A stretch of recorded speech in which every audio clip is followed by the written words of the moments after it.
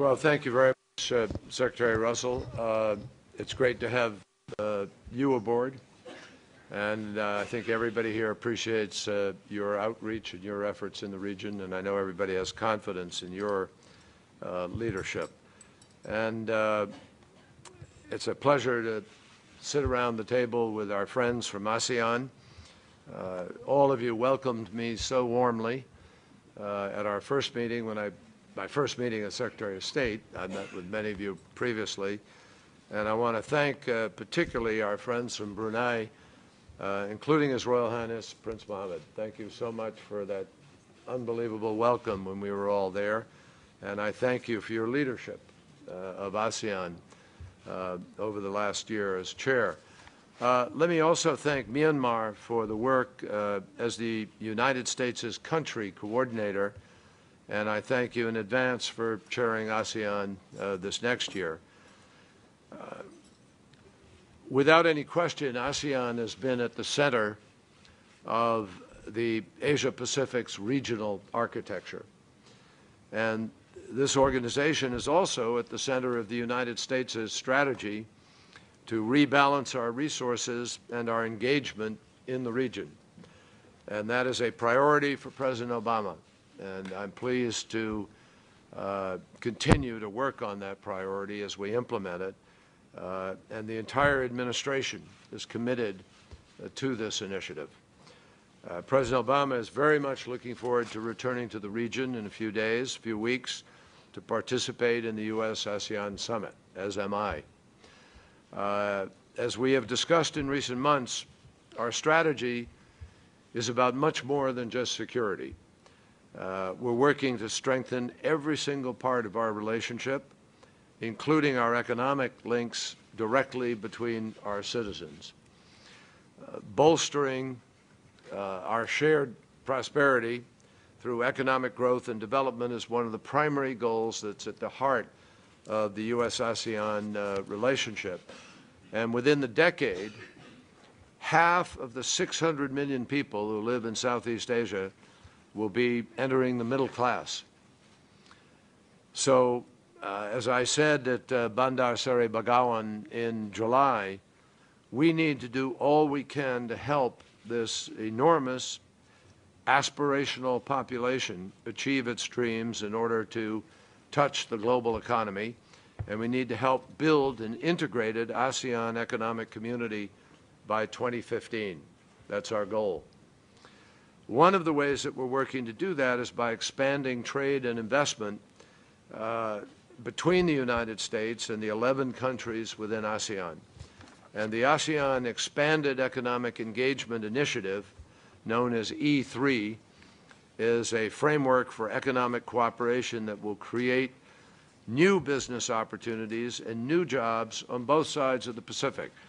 I just had a good meeting with the Prime Minister of Vietnam this morning. The Foreign Minister is here, and we talked about E3 and the importance of it to this effort.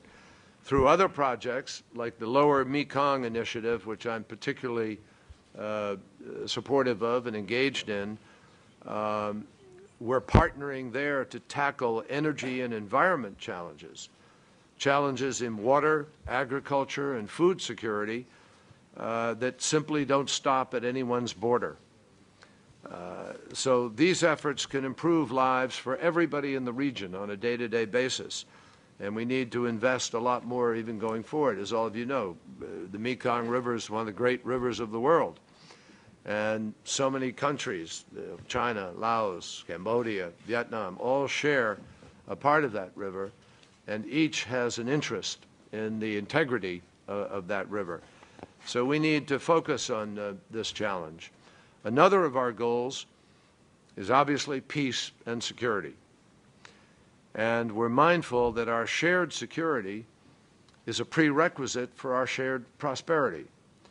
We're focused on every aspect, from maritime security to cyber security, from the high seas to our PCs, and beyond. And your region is home to the world's busiest ports and most critical sea lanes. So stability where you live matters deeply to prosperity where we live. And it matters around the world.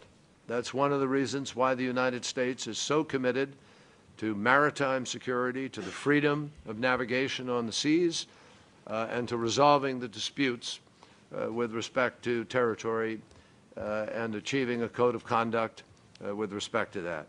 This is going to require respect for international law and unimpeded lawful commerce in the South China Sea. And that's why China and ASEAN should move as swiftly as possible to reach a binding code of conduct for addressing disputes without threats, without coercion, and without use of force. Now, in the end, the relationships between our countries are only going to be as strong as the relationships between our citizens.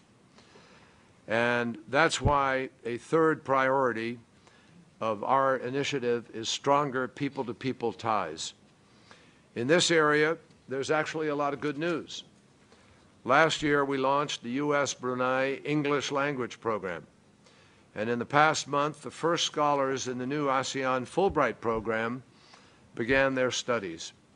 One of the largest Fulbright programs in the world, which I'm proud to have started a number of years ago when I was in the Senate, is the Fulbright program. It's one of the largest, second largest, I think, in the world now. And then the Fulbright program in Malaysia is expanding significantly every single year. And every one of these programs is another opportunity for countless students to build a connection, build friendships, and develop new perspectives that they bring back to their own countries. And I might add new skills, new talents.